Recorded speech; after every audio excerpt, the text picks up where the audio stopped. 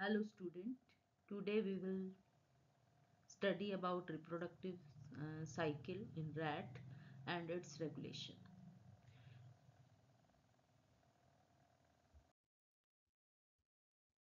तो एस्ट्रस जो इसके अंदर आपको दिख रहा है, ये वाला जो फेज है, ये एक सॉरी आप इसको मान सकते हैं कि ये जो है रेस्टिंग स्टेज होती है। ये लेंथ में लॉन्ग हो सकती है, शॉर्ट हो सकती है।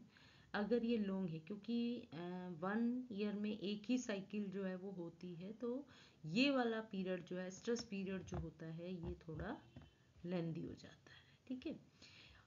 और वही अगर पॉलीस्ट्रेस है तो वहाँ पर आप देखिए, यहाँ प्रोएस्ट्रस एस्ट्रस ओवुलेशन होती है, और ये जो है मल्टीपल टाइम जो है वो पर ईयर में स्ट्रेस साइकिल जो है शो करते हैं।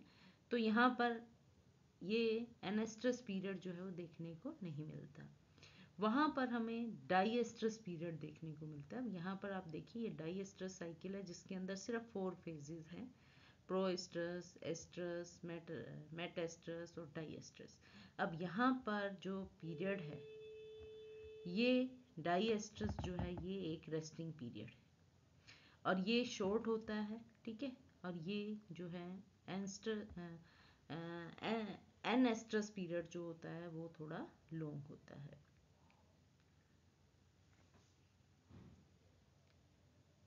तो एस्ट्रस साइकिल जो है वो पॉलीएस्ट्रस हो सकती है, डाईएस्ट्रस हो सकती है, मोनोएस्ट्रस हो सकती है। Poly several time per year, di 2 time per year, mono mean 1 time per year. ये एक जर्नल। अब आपको ये भी पता होना चाहिए कि डिफरेंस क्या है। हम एस्ट्रस साइकिल की बात कर रहे हैं, हम मेंस्ट्रुअल साइकिल की बात कर रहे हैं, तो इन दोनों में डिफरेंस क्या है। तो एस्ट्रस साइकिल जो होती है वो मैमल्स में होती है, एक्सेप्ट प्राइमेट। प्राइमेट जैसे कि ह्यूमन है, एप है, चिंपैंजी है, गोरिल्ला है। ठीक है। तो प्राइमेट्स के अंदर एस्ट्रस साइकिल नहीं होती है, प्राइमेट्स के अंदर ओनली मेंस्ट्रुअल साइकिल होती है। ठीक है। एस्ट्रस साइकिल जो है कॉम्प्लेक्स नहीं होती है, क्योंकि इसमें फेजेस जो हैं वो शॉर्ट होते हैं। ठीक है। लेकिन मेंस्ट्रुअल साइकिल थोड़ी कॉम्प्लेक्स होती है, डिफरेंट फेजेस से होकर गुजरती है। यहाँ पर जो मेंस्ट्रुअल साइकिल में फेजेस होते हैं, जैसे प्रोलिफिकेशन फेज है, सिक्रीटरी फेज है, मेंस्ट्रुअल फेज है, ये डिफरेंट फेजेस जो है मेंस्ट्रुअल साइकिल में दिखते हैं। लेकिन एस्ट्रस साइकिल में ऐसे फेजेस नहीं होते हैं। वहाँ पर किसी तरह की मेंस्ट्रुअल ब्लीडिंग जो है वो नहीं होती। ठीक है। जो मेनियार्क एक कंडीशन होती है जो कि फर्स्ट मेंस्ट्रुअल साइकिल को बोला जाता है, जो फर्स्ट मेंस्ट्रुअल ब्लीडिंग होते हैं इन फीमेल ह्यूमन के अंदर, उसको हम मेनार्क कंडीशन बोलते हैं। ठीक है। अब अदर डिफरेंस जो है कि सेक्सुअल जो रिसेप्टिविटी होती है वो यूजुअली जो है वो estrous cycle, between the estrous cycle के बीच में होती है। यहाँ पर जो मेंस्ट्रुअल साइकिल होते हैं वहाँ पर सेक्सुअल रिसेप्टिविटी जो है throughout the menstrual cycle होती है। यहाँ का मतलब बीच का मतलब in between the estrous cycle का मतलब यहाँ पर एक एस्ट्रस फेज होता है, सिर्फ वहाँ उसी फेज के अंदर जो है वो आपको रिसेप्टिविटी दिखाई देती है। लेकिन मेंस्ट्रुअल पीरियड में अगर वो 28 डेज की साइकिल है तो वहाँ पर रिसेप्टिविटी जो है आपको थ्रू आउट मेंस्ट्रुअल साइकिल जो है वो देखने को मिलती है। एंडोमेट्रियम जो कि मेंस्ट्रुअल साइकिल में क्या होता है, एक्सपेल हो जाता है थ्रू द ब्लड, जिसको मेंस्ट्रुअल या पीरियड्स का वर्ड यूज करते हैं। लेकिन एस्ट्रस साइकिल के अंदर वो ब्लीडिंग नहीं होती है। उसकी जगह क्या होता है, जो एंडोमेट्रियम होता है वो रीअब्जॉर्ब कर लिया जाता है by the wall of the uterus. Estrous cycle जो है अगर काउ के अंदर देखते हैं तो 28 डेज 1 डेज की होती है, जबकि यही साइकिल रैट के अंदर 4 to 5 डेज की होती है। मेंस्ट्रुअल साइकिल जो है ह्यूमन के अंदर आप देखते हैं तो 28 डेज की होती है। यहाँ पर भी आपको वेरिएशन देखने मिलेंगी डिफरेंट एनिमल्स के अंदर, डिफरेंट कैटल्स के अंदर आप देखेंगे तो different length of estrous cycle या मेंस्ट्रुअल साइकिल हो सकती है। एस्ट्रस साइकिल के जो है 4 फेजेस होते हैं, प्रो एस्ट्रस, एस्ट्रस, मेट और एन ठीक है। और जो 4 फेजेस मेंस्ट्रुअल साइकिल के होते हैं वो होते हैं menstruation, follicular phase, ovulation and luteal phase. Estrous cycle जो है वो यूजुअली जो है फॉलोड टिल डेथ, जब तक एनिमल की डेथ नहीं हो जाती तब तक वो साइकिल चलती रहती है। लेकिन मेंस्ट्रुअल साइकिल जो है, जो मीनोपॉज स्टेज आती है, जो कि अबाउट 45 टू 50 ईयर्स के बीच की होती है, वो तब तक रहती है। उसके बाद जो है मेंस्ट्रुअल साइकिल जो है वो बंद हो जाती है।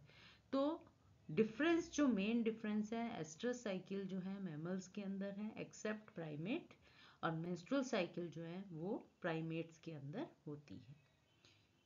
अब हम एस्ट्रस साइकिल को थोड़ा डिटेल में करेंगे। एस्ट्रस साइकिल जो होती है रिप्रोडक्टिव साइकिल, हमारे जो सिलेबस में है वो रोडेंट्स के अंदर है, रैट्स के अंदर है। तो रैट्स के अंदर होती हैं, बहुत सारे अदर कैटल्स के अंदर भी देखने, जितने भी मैमल्स हैं, ये ह्यूमन की रिप्रोडक्टिव साइकिल से सिमिलर होती हैं, लेकिन वहाँ पर हम मेंस्ट्रुअल साइकिल का नाम यूज़ करते हैं। जैसे कि मैं तुम्हें बता चुकी हूँ कैसे डिफरेंस होता है एस्ट्रस साइकिल और मेंस्ट्रुअल साइकिल के बीच में।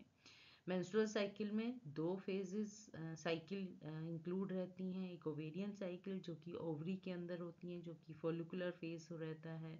यूट्राइन के अंदर जो है, यूट्रस के अंदर जो साइकिल हो रही है कि एंडोमेट्रियम बन रहा है, उसकी प्रोलिफिकेशन हो रही है, सिक्रीशन हो रहा है, ठीक है। तो 2 तरह की साइकिल जो है मेंस्ट्रुअल साइकिल में देखने को मिलती है। ईस्ट्रस साइकिल जो होती है उसके 4 फेजेस हैं, प्रोईस्ट्रस, ईस्ट्रस, मेटिस्ट्रस एंड डाईस्ट्रस। तो आपने ये याद रखने हैं। ये जो आपको दिख रहा है ये एक साइकिल है, फिर ये दूसरी साइकिल जो है वो शुरू हो जाती है। तो बीच में ये क्विंसेंट फेज आती है, ठीक है, जब रिप्रोडक्टिव जो है या कह सकते हैं वो रेस्टिंग स्टेज होती है, ठीक है। तो जो वर्ड ईस्ट्रस है वो Latin adaptation of the Greek word का होता है ओएस्ट्रोस, विच मीन्स सेक्सुअल सीजन, ठीक है, special period of sexual desire of the female, जिसको नॉर्मल लैंग्वेज में हम हीट पीरियड का नाम देते हैं। इस साइकिल के दौरान आपको बिहेवियर चेंजेस देखने को मिलते हैं, मार्फोलॉजिकल चेंजेस देखने को मिलते हैं, साइटोलॉजिकल चेंज देखने को मिलते हैं, हिस्टोलॉजिकल चेंजेस भी देखने को मिलते हैं इन रिप्रोडक्टिव ट्रैक्ट। डिफरेंट फेज के अंदर आपको डिफरेंट चेंजेस जो हैं वो देखने को मिलते हैं।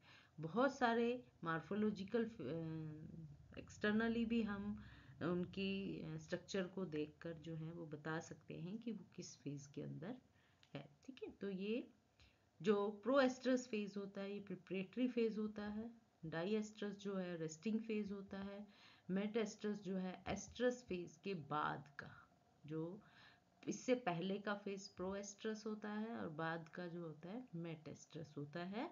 फिर उसके बाद जो है ये डाईएस्ट्रस रेस्टिंग फेज आ जाता है, फिर प्रोएस्ट्रस जो है वो प्रिपरेटरी फेज होता है। हम इन्हीं को अब देखेंगे, इसमें डिफरेंट चेंजेस आपको देखने को मिल रहे हैं। यहाँ पर आप देखिए इन्यूक्लिएटेड सेल दिखाई दे रहे हैं, फिर जो है यहाँ पर सेल की थिकनेस आप देखिए, जो है वो एपिथेलियल लाइनिंग जो है वो थिन थिन थिन होती जाती है। यहाँ पर अगर आप फॉलिकल्स को देखेंगे तो यहाँ पर ओवुलेशन जो है एस्ट्रस फेज के अंदर, आपने ध्यान रखना है ओवुलेशन सिर्फ एस्ट्रस फेज में होता है, ठीक है। और फॉलिकल की ग्रोथ होती है, प्राइमरी, सेकेंडरी, टर्शरी और ग्रेफियन फॉलिकल बनते हैं, फिर ओवुलेशन हो जाता है।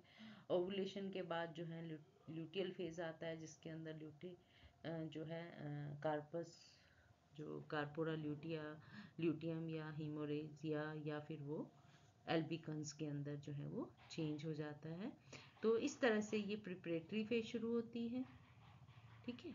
और ये जो है वो रेस्टिंग, डाईएस्ट्रस जो होता है वो रेस्टिंग फेज होता है। अब हम इन्हीं को डिटेल में करेंगे।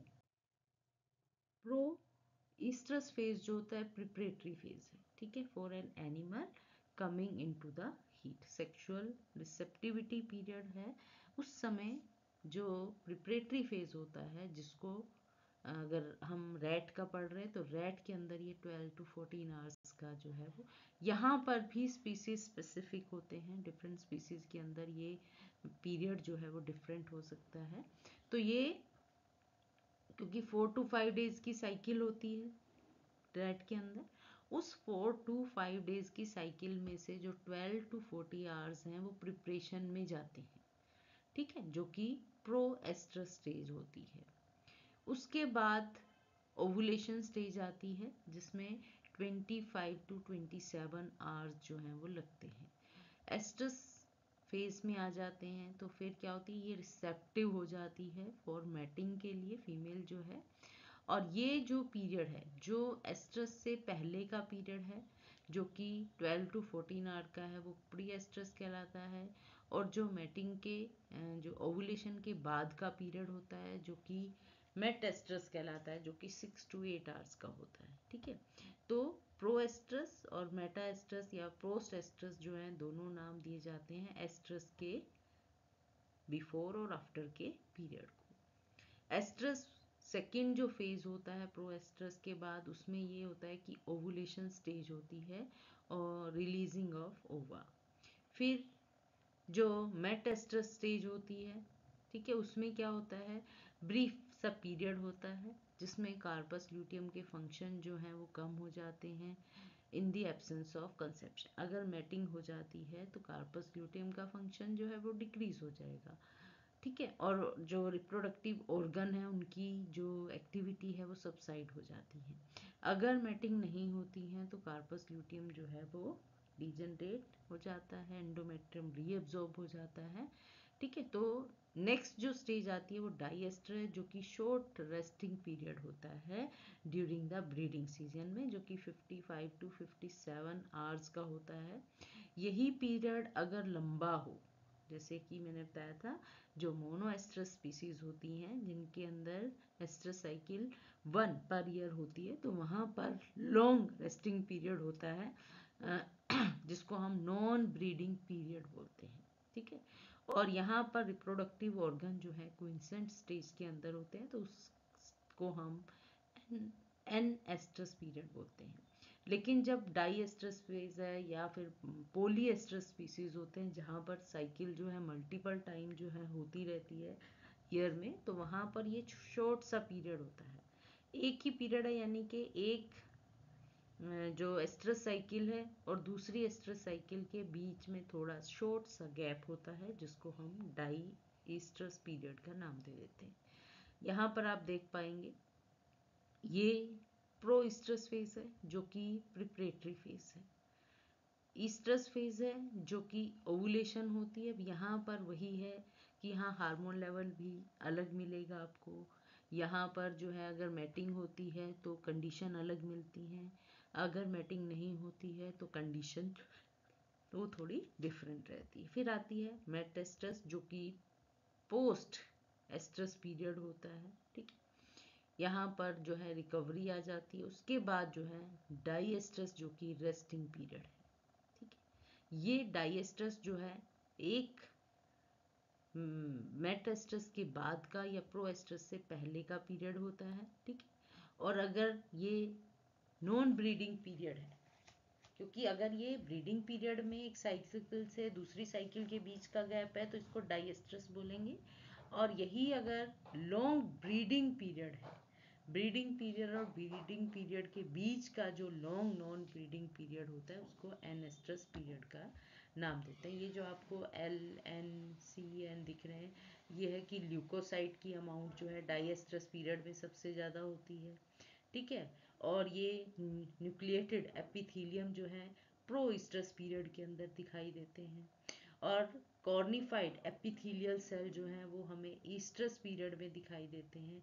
जो मेट ईस्ट्रस है उसमें आप देखेंगे आपको कॉर्निफाइड सेल, उसको आपको ये न्यूक्लिएटेड एपिथीलियल सेल और ये ल्यूकोसाइट सभी सेल जो हैं वो मिक्स दिखाई देते हैं। तो ये बहुत ही इंपॉर्टेंट है। जब आप प्रैक्टिकल में देखते हैं तो यही देखते हैं कि हम वजाइनल स्मीयर को लेते हैं और उसमें नंबर ऑफ सेल देखे जाते हैं कि किस तरह के सेल हैं। अगर ल्यूकोसाइट सेल ज़्यादा है तो वो प्रोएस्ट्रस स्टेज कहलाती है। अगर उसमें न्यूक्लिएटेड एपिथीलियल सेल ज़्यादा है तो वो प्रोएस्ट्रस कहलाएगी। ल्यूकोसाइट ज़्यादा है तो वो डाइएस्ट्रस कहलाती है। और अगर कॉर्निफाइड एपिथेलियल सेल प्रेजेंट है तो वो एस्ट्रस साइकिल कहलाती है।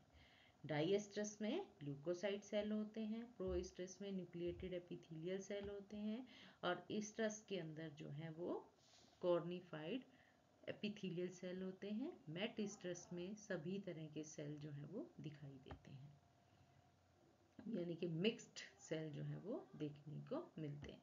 तो ये एक लाइफ साइकिल है जहाँ पर आप देखेंगे कैसे सेक्सुअल मेच्योरिटी होती है, उसके बाद ओवुलेशन स्टेज आती है जिसको ईस्ट्रस स्टेज बोलते हैं, फिर मैटिंग कंसेप्शन हो जाती है, और फिर गेस्टेशन। अगर मैटिंग हो जाती है, फर्टिलाइजेशन हो जाती है, तो गेस्टेशन पीरियड में चले जाते हैं, और बर्थ हो जाता है, फिर 21 डेज जो है वो फिर रेस्टिंग पीरियड में चले जाते हैं, और फिर से वो जो है मेच्योरिटी में, ये साइकिल जो है एज इट इज चलती है। अगर ऐसा नहीं होता है तो वो फिर पोस्टमार्टम और जो है मेटास्ट्रस में जो है वो देखने को मिलता है। अब हम इनको एक एक करके देखेंगे। जो प्रोएस्ट्रस है, प्रो ईस्ट्रस का मतलब ईस्ट्रस फेज से पहले का टाइम, इसको प्रिपरेटरी फेज बोलते हैं। आपने क्या देखना है, ड्यूरिंग प्रोईस्ट्रस क्या होता है, जो कार्पस ल्यूटियम है रिग्रेस, यानी कि जो प्रीवियस साइकिल का जो कार्पस ल्यूटियम होता है वो रिग्रेस होने लगता है। उस समय प्रोजेस्टेरोन डिक्लाइन हो जाते हैं, और प्री ओव्यूलेटरी फॉलिकल्स जो हैं वो उनकी ग्रोथ फेज जो है वो बढ़नी शुरू हो जाती है, क्योंकि एस्ट्रोडायोल या एस्ट्रोजन जो है वो ल्यूटिनाइजिंग हार्मोन जो है वो इंक्रीज हो जाते हैं। ओवरी के अंदर आप देखेंगे कोई भी स्टेज के अगर अंदर आप जाते हैं तो उन सभी के अंदर ओवरी में डिफरेंट चेंजेस दिखाई देते हैं, यूट्रस में डिफरेंट चेंजेस दिखाई देते हैं, वजाइना के डिफरेंट चेंजेस होते हैं, और ये सारे चेंजेस साइमल्टेनियसली चलते हैं। तो प्रो ईस्ट्रस फेज के अंदर जो है पहला ओवरी के अंदर क्या होता है, बहुत सारे फॉलिकल जो है वो ग्रो करना स्टार्ट कर देते हैं, ग्रेफियन फॉलिकल मेच्योर हो जाते हैं, और ये कितने ग्रेफियन फॉलिकल मेच्योर होते हैं ये डिपेंड करता है स्पीसीज के ऊपर।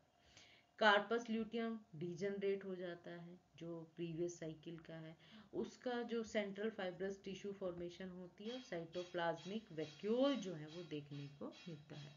ये ओवरी है जिसके अंदर आपको degenerated with fibrous tissue proliferation दिखाई दे रही है, ठीक है। वैक्यूलाइजेशन जो साइटोप्लाज्मिक वैक्यूल जो है वो प्रेजेंट है। तो ये स्टेज जो है हमें प्रोईस्ट्रस में ओवरी के अंदर दिखाई देती है। अब यूट्रस के अंदर जो है, क्योंकि एस्ट्रोजन का इन्फ्लुएंस रहता है, तो यहाँ पर जो यूट्रस की लाइनिंग है जिसको एंडोमेट्रियम बोलते हैं वो डेवलप होनी शुरू हो जाती है, ठीक है। Medium size tall columnar epithelial जो एंडोमेट्रियल ग्लैंड सेल होते हैं उनकी लाइनिंग जो है आप देखेंगे यहाँ पर ये थोड़ी डेवलप होने लग जाती है।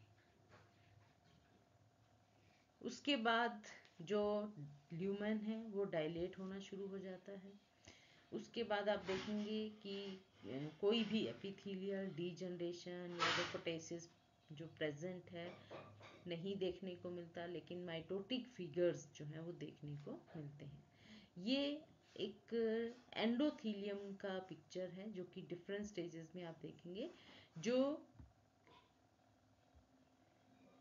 मेटास्ट्रस और डाइएस्ट्रस इन दोनों में आप देखेंगे कि एंडोथीलियल की लाइनिंग जो है वो लो कॉलमनर हाइट बहुत कम है, यहाँ पर भी देखेंगे और यहाँ पर भी देखेंगे। लेकिन प्रो और एस्ट्रस पीरियड के अंदर आप देखेंगे तो इनकी एपिथेलियल जो है मैक्सिमम हाइट में पहुंच जाती है, बहुत सारी ब्रांचिंग जो है वो देखने को मिलती है, और एपोप्टोसिस जो है, जो आपको एरो का निशान दिख रहा है, वहां पर आपको एपोप्टोसिस सेल डेथ जो है वो भी देखने को मिलती है।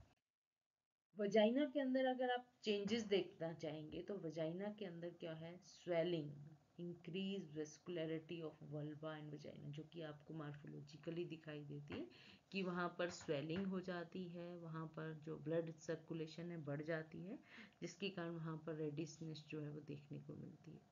स्ट्रेटम म्यूसिफिकेशन, ठीक है, यहाँ पर आप देखिए ये सबसे लाइट कलर की जो लेयर है स्ट्रेटम म्यूसिफिकेशन है, फिर स्ट्रेटम ग्रेनुलोसम है, और उसके नीचे जो है स्ट्रेटम जर्मिनेटम होता है, ये पूरे प्रोइस्टस पीरियड के अंदर देखने को मिलता है। स्ट्रेटम कॉर्नियम, ठीक है, ये इनिशियल स्टेज में दिखाई नहीं देता है, लेकिन जब लेट स्टेजेस के अंदर हमें ये भी आपको थोड़ी सी रेड कलर की जो देखने को मिल रही है, ये कॉर्निया जो है वो बनना शुरू हो जाता है। इसके अलावा ब्लडी जो वजाइनल का सिक्रेशन होता है, क्योंकि वेस्कुलेशन ज़्यादा हो जाती है वहाँ पर, तो ब्लड जो है वो सिक्रीशन के साथ देखने को मिलता है। वजाइनल एपिथीलियम जो है प्रोलिफिकेट कर जाती है। यहाँ पर देखिए ये आपको प्रोलिफिकेशन देखने को मिल रही है। इसके अलावा जो है large number of non cornified nucleate epithelial cell होते हैं। ये क्लस्टर में हो सकते हैं और इंडिविजुअली भी देखने को मिल सकते हैं। लेकिन प्रो इस्ट्रस पीरियड के अंदर जो है फीमेल जो है सेक्सुअली रिसेप्टिव नहीं होती है, हीट पीरियड में नहीं होती है, क्योंकि ये प्रिपरेटरी फेज है। यहाँ पर जो यूट्रस है या जो वजाइना है वो डिस्टेंड कर जाता है, फ्लूइड से भर जाता है, कॉन्ट्रैक्टाइल हो जाता है, और वो सिग्नियस फ्लूइड जो कि थोड़ा ब्लडी फ्लूइड होता है वो रिलीज होता है, और इसकी ग्लैंड्स के अंदर हाइपरट्रॉफी जो है वो देखने को मिलती है। तो यूट्रस में आप देखेंगे ये स्लाइट ल्यूमिन जो है वो डायलेस होने लग जाता है, ओडिमा जो है स्वेलिंग देखने को मिलती है, माइटोटिक फिगर्स जो हैं वो देखने को मिल रहे हैं कॉलुमनार एपिथेलियम के अंदर। ये प्रिपरेटरी फेज है। उसके बाद ईस्ट्रस फेज, जो कि फेज ईस्ट्रस फेज जो होता है जिसमें फीमेल जो है सेक्सुअली रिसेप्टिव होती है, इन हीट होती है। गोनेडोट्रोफिक हार्मोन का पूरा रेगुलेशन होता है। जो ओवेरियन फॉलिकुलर मेच्योर होते हैं, एस्ट्रोजन सिक्रीशन जो है एग्जर्ट करता है देयर बिगेस्ट इन्फ्लुएंस, कि फॉलिकल जो है वो मेच्योर हो चुके होते हैं और यहाँ पर ल्यूटेनाइजिंग हार्मोन पीक पर होता है, तो ओवुलेशन की स्टेज जो है वो देखने को मिलती है। Female then exhibit sexually receptive behaviour situation, जो कि एक सिग्नलिंग होता है, जो कि आप फिजियोलॉजिकल चेंजेस से भी देख सकते हैं। अगर आप फिजिकल साइन देखते हैं तो आपको जो है रेडनेस, स्वेलिंग, वल्बा रीजन के अंदर आप देखेंगे रेडनेस, ये वाला जो है ये प्रोएस्ट्रस है, ये मेटेस्ट्रस डी ए जो है वो आपको प्रोएस्ट्रस दिखाई दे रहा है, डी में देखेंगे मेटेस्ट्रस है। यहाँ पर आप देखेंगे एस्ट्रस पीरियड में, ठीक है, और मेट एस्ट्रस के अंदर आपको ये स्क्रीशन देखने को मिलता है, रेडनेस जो है वो देखने को मिलती है। इस तरह की स्टेजेस जो हैं वो जो फिजिकल साइन जो है वो देखने को मिलते हैं कि वहाँ पर रेडनेस है, स्वेलिंग है वल्वा में के चारों तरफ, म्यूकस डिस्चार्ज हो रहा होता है वल्वा के से, ठीक है। ओवरी के अंदर इमेच्योर बेसोफिलस जो कॉर्पोरा ल्यूटिया है, जिसकी सेंट्रल कैविटी जो हिमोरेज में भी प्रेजेंट, ब्लड फिल्ड कैविटी जो है वो देखने को मिलती है। ओवुलेशन जो है इस पीरियड में होता है, रिलीज हो जाता है ओवा। अगर फर्टिलाइजेशन हो जाती है तो प्लेसेंटा की फॉर्मेशन हो जाती है और प्रेगनेंसी बिगिन कर जाती है, और कार्पस ल्यूटियम जो है वो डिलीवरी तक एज इट इज मेंटेन रहते हैं। लेकिन अगर फर्टिलाइजेशन नहीं होती है तो ये जो है नेक्स्ट फेज जो कि मेट एस्ट्रस फेज में चला जाता है। जो ओविडक्टल फ्लूइड है वो हाईएस्ट होता है सबसे ज़्यादा इस स्टेज के अंदर जो है वो आप देखेंगे फ्लूइड फील्ड कैविटी देखने को मिल रही हैं। यहाँ पर बेसोफिल सेल जो है वो बहुत ज़्यादा देखने को मिलते हैं। एपिथेलियल की जो degeneration, necrosis in gland and lining endothelium भी देखने को मिलती है यूट्रस के अंदर। वजाइना के अंदर जो है जो स्ट्रेटम म्यूसिफिकेशन अब एब्सेंट हो गई, जो कि हमारी प्रोएस्ट्रस पीरियड के अंदर जो है हमने कब वेल डेवलप होती हैं। अब यहाँ पर ये स्ट्रेटम जो है धीरे धीरे डिसअपियर हो जाती है। जो स्ट्रेटम कॉर्नियम है वो डेवलप होनी शुरू हो जाती है, क्योंकि कॉर्निफाइड एपिथेलियल सेल जो हैं देखने को मिलते हैं ल्यूमन के अंदर। यहाँ पर आप देखेंगे जो आपको रेड कलर के दिख रहे हैं कॉर्निफाइड सेल जो है वो देखने को मिलते हैं। फिर प्रोग्रेसिव शेडिंग ऑफ सुपरफिशियल जो म्यूकोइड लेयर, अब यहाँ पर देखिए यहाँ पर ये इंटैक्ट है, कहीं कहीं पर जो है वो डिटैच होनी शुरू हो जाती है और लेट स्टेज के अंदर ये एकदम डिटैच हो जाती है। आप देखेंगे ये एपिथेलियल लाइनिंग से कॉर्नियल लाइनिंग जो है वो शेड होना शुरू हो जाती है, और उनके जो डेब्रिस हैं, जो सेल डेब्रिस हैं, ल्यूमन के अंदर देखने को मिलते हैं, हाइट जो है वो कम हो जाती है। फिर कुछ पॉलीमॉर्फोन्यूक्लियर सेल भी देखने को मिलते हैं जो कि स्टार्ट ऑफ एस्ट्रस पीरियड में आ जाते हैं, और इनके नंबर धीरे धीरे जो है वो इंक्रीज होने शुरू हो जाते हैं।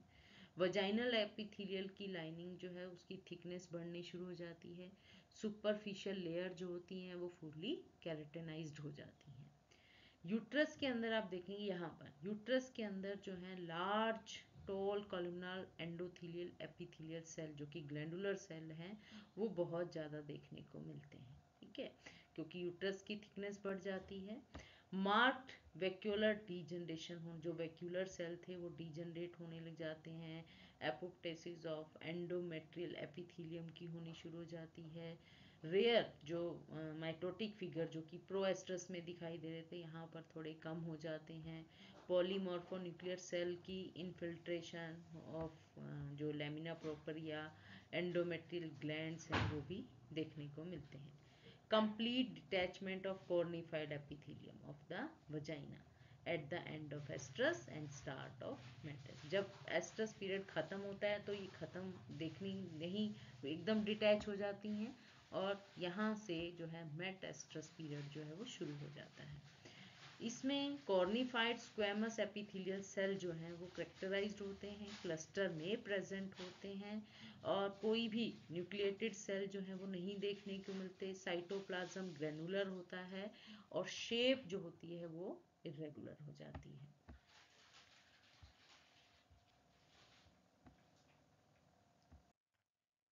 नेक्स्ट जो साइकिल है दैट इज मेटेस्ट्रस, जो कि ल्यूटियल फेज होता है। इस फेज में जो कार्पस ल्यूटियम की एक्टिविटी सबसे ज़्यादा देखने को मिलती है।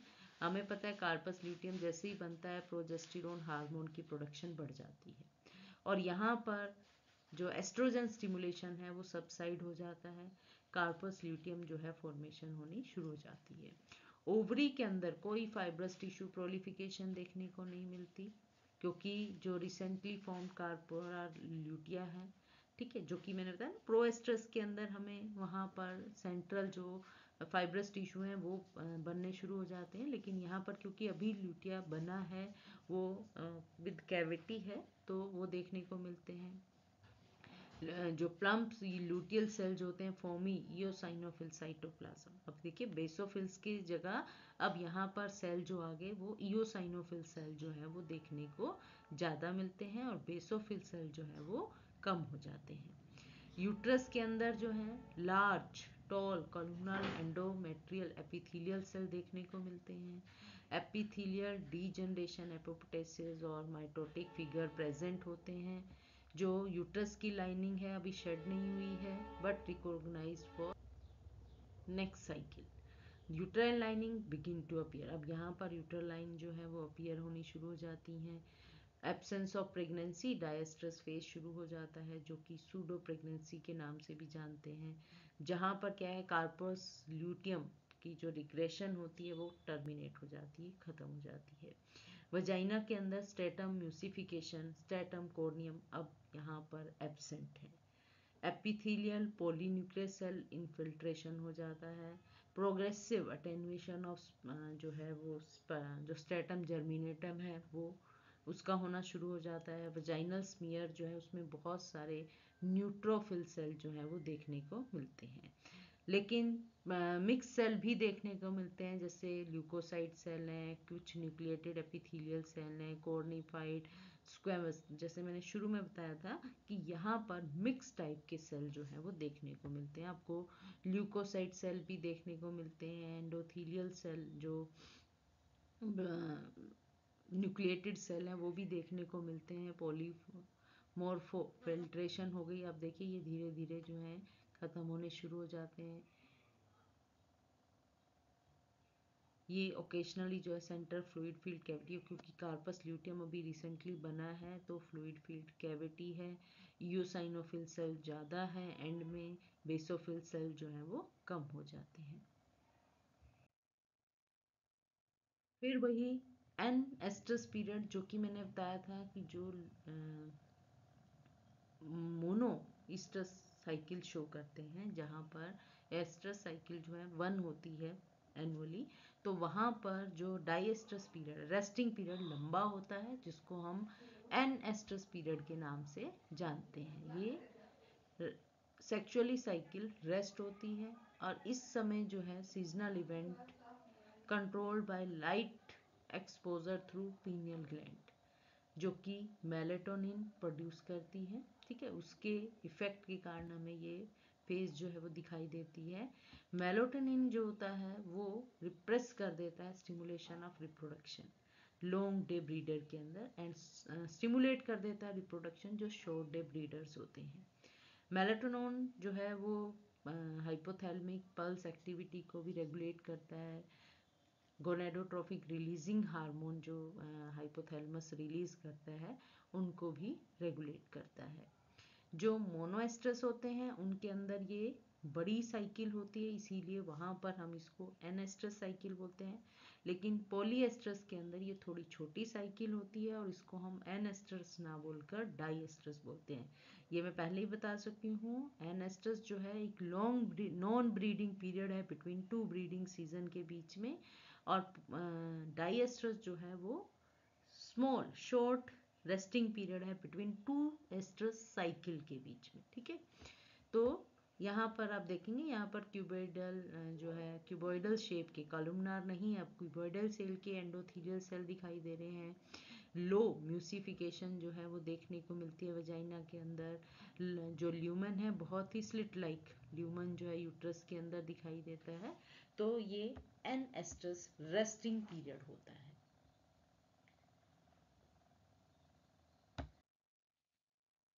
डाइएस्ट्रस, जो कि हमने बताया, जो पॉलीईस्ट्रस एनिमल्स होते हैं उनके अंदर जो रेस्टिंग पीरियड होता है उसको डाइएस्ट्रस बोलते हैं। ये रेस्टिंग फेज होता है। ये short up to 4th month का हो सकता है, 8 to 9 मंथ लॉन्ग भी हो सकता है। एंडोमेट्रियम यहाँ पर पूरी तरह से रीअब्जॉर्ब होता है, किसी तरह की रिलीजिंग नहीं होती, सिक्रीशन नहीं होती जैसे कि मेंस्ट्रुअल साइकिल में होती है। ओवरी के अंदर जो है, जो कार्पस ल्यूटियम है उसका सेंट्रल जो है फाइब्रस टिश्यू पॉलिफिकेशन होने शुरू हो जाती है। ठीक है, साइज जो है वो मैक्सिमम साइज अटेन कर लेता है, वैक्यूल अपीयर हो जाता है और वहाँ पर स्टेरॉइडोजेनेसिस, एक्टिव स्टेरॉइडोजेनेसिस देखने को मिलती है। यूट्रस के अंदर जो है वो स्मॉल साइज का हो जाता है, इनएक्टिव होता है। कॉलमनार जो है एंडोथेलियल सेल जो है लोस होते हैं विद न्यूमरस माइटोटिक फिगर, और उनके अंदर स्लिट लाइक ल्यूमन भी दिखाई देता है यूट्रस के अंदर।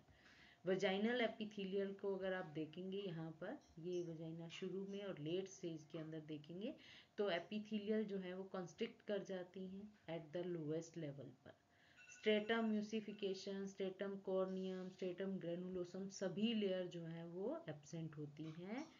जो अर्ली 3 to 7 सेल थिक जो स्ट्रेटम जर्मिनेटम है, वो जो है वो 2 लेयर से मिलकर बना होता है। जो सब स्ट्रेटम जर्मिनेटम की लेयर बचती है, बाकी सारी लेयर आप देखिए, stratum म्यूसिफिकेशन, stratum corneum, stratum granulosum सब खत्म हो जाती है। स्ट्रेटम जर्मिनेटम जो बचती है, जो कि 3 to 7 सेल थिक होती है, उसके जो आउटर वाली होती है जिसको स्ट्रेटम बेसेली बोलते हैं, जो कि सिंगल लेयर कॉलमनार एपिथेलियल की होती है, और उसके इनर साइड के अंदर स्ट्रेटम स्पाइनोसम जो कि मल्टीपल लेयर पॉलीहाइड्रल सेल की बनी होती है। रिप्रोडक्टिव ट्यूब जो है वो श्रिंक कर जाती है, म्यूकस सिक्रीशन डिक्रीज हो जाता है, ओविडकल जो फ्लूइड प्रोडक्शन होती है वो भी सबसे कम हो जाती है, एपिथेलियल क्रेटेनाइज्ड हो जाती हैं, और इस स्टेज के अंदर leukocyte cell, nucleated basophil cell, vacuolated cell जो है वो देखने को मिलते हैं।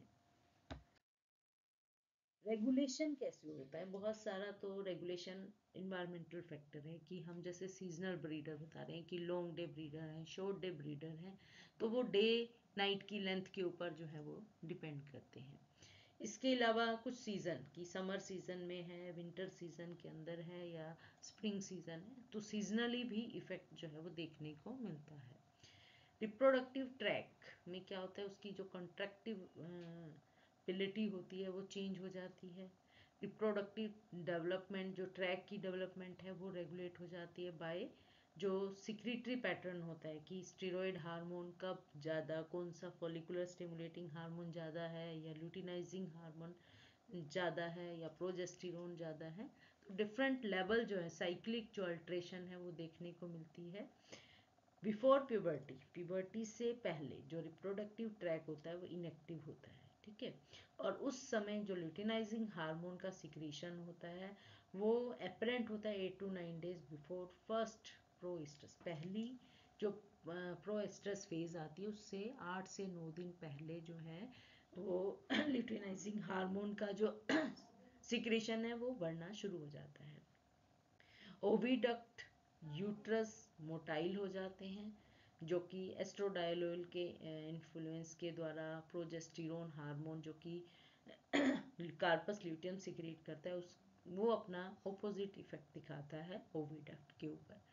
अगर प्रोजेस्टेरोन का लेवल बढ़ जाता है तो मोटाइल कम हो जाता है। अगर एस्ट्रोडायलोल का फंक्शन बढ़ता है, लेवल बढ़ता है, तो ओविडक्ट जो है या यूट्रस जो है वो ज़्यादा एक्टिव हो जाते हैं। एंडोमेट्रियम में जो है प्रोलिफिकेशन जो कि फॉलिकुलर स्टिमुलेटिंग हार्मोन है, अगर वो ज़्यादा है तो ओवरी की फॉलिकल फेज बढ़ जाती है, ठीक है।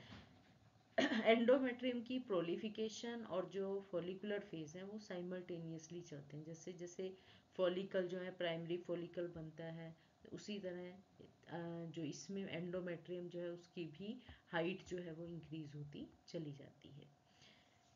इसमें जो एस्ट्रोजन लेवल जो है वो बताता है कि कौन सा फेज जो है वो एक्टिव है। प्रोजेस्टेरोन जो कि एंडोमेट्रियम ग्लैंड को ब्रांच और सिक्रेटरी बनाने में हेल्प करता है। जैसे ही ओव्यूलेशन होता है प्रोजेस्टेरोन हार्मोन बढ़ जाता है तो ये जो प्रोलिफिकेशन ग्लैंड जो होती हैं क्या होती हैं, ग्लैंड जो है वो प्रोलिफिकेट कर जाती हैं और बहुत सारी उसमें इस तरह की ब्रांचिंग जो है वो देखने को मिलती है इस तरह से एंडोमेट्रियम के अंदर, और वो प्रोलिफिकेशन करके बहुत जो है वो ल्यूमन भी डायलेट कर जाता है।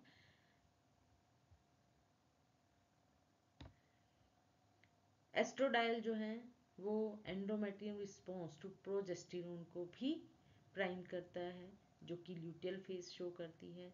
वो क्या करता है कि प्रोजेस्टेरोन के रिसेप्टर सिंथेसिस को स्टिमुलेट कर देती है जिसके कारण प्रोजेस्टेरोन का रिस्पॉन्स जो है वो बढ़ जाता है, ठीक है। और साथ में जो एस्ट्रोडायल के रिसेप्टर हैं उनको इनहिबिट कर देती है। सर्विक्स जो होती है वो डायलेट हो जाती है इन फॉलिकुलर फेज के अंदर, ठीक है। जब फॉलिकुलर स्टिमुलेटिंग हार्मोन है ओवरी में फॉलिकुलर जेनेसिस हो रहा है उस समय सर्विक्स जो है वो डायलेट कर जाती है और यही सर्विक्स जो है जब ल्यूटियल फेज आता है तो कंस्ट्रिक्ट कर जाती है। सेम जो सर्वाइकल म्यूकस होता है वो वाटरी हो जाता है या उसकी डेंसिटी कंसिस्टेंसी होती है वो भी डिपेंड करता है कि कौन सी फेज है। फॉलिकुलर फेज है तो वो वाटरी रहता है या ल्यूटियल फेज है तो उसकी कंसिस्टेंसी डेंस हो जाती है। और ये जो चेंज है रिप्रोडक्टिव ट्रैक के फीमेल ये गैमीट ट्रांसपोर्ट में प्रेगनेंसीज के अंदर जो है वो देखने को मिलते हैं। तो जैसे जैसे शुरू में स्टेरॉयड हार्मोन की जो होती है ये एंडोमेट्रियम है, यूट्राइन फेज के अंदर सिर्फ प्रोलिफिकेशन होता है और सिक्रेटरी होता है। अब देखेंगे 4 to 5 डेज की साइकिल है, ठीक है। यहाँ पर जो स्टेरॉयड हार्मोन है उसका लेवल नॉर्मल है और जैसे ही ये पीक पर पहुँचता है ओवुलेशन जो है वो हो जाता है, ठीक है। ओवुलेशन होने के बाद एंडोमेट्रियम जो है वो मैक्सिमम हाइट पर होता है। अब ये धीरे धीरे जो है प्रेगनेंसी हुई या नहीं हुई वो डिपेंड करता है कि अब ये एंडोमेट्रियम के साथ क्या होने वाला। अगर प्रेगनेंसी हो जाती है तो endometrium as it is maintain रहती है, corpus luteum as it is maintain रहता है। अगर नहीं होती है तो ये जो यूट्रस की वॉल होती है इसको एब्जॉर्ब कर लेती है। यहाँ पर जो है रिलीजिंग फेज की ब्लड के साथ जो है वो सिक्रीट नहीं होता है।